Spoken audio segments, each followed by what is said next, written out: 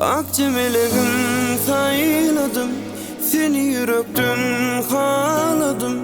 Sana ömrüm bağladım men saylanım.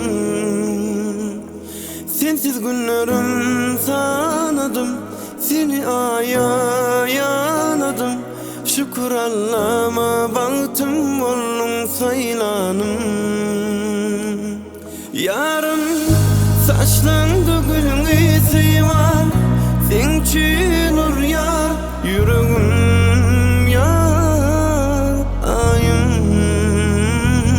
Bir eline gel ayım, bir ömürlük yar tayım. Yüreğimde sen adın saylanım.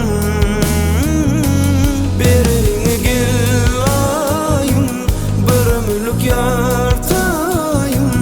Yüreğimde sen adın saylanım.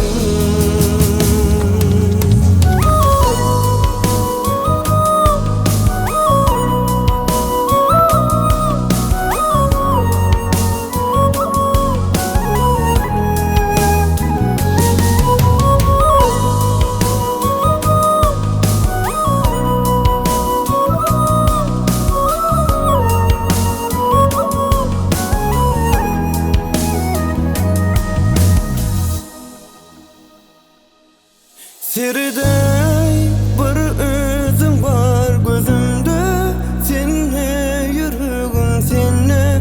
Men seni söyürün canım durursa ten canım. Ömdün yazılın yani, sevgimiz destan bollu. Yar bu ömrümünü bir özüne bağlı.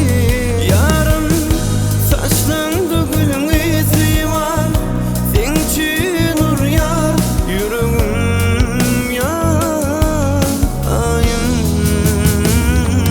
Bir eline gel ayım, bir ömürlük yar tayım.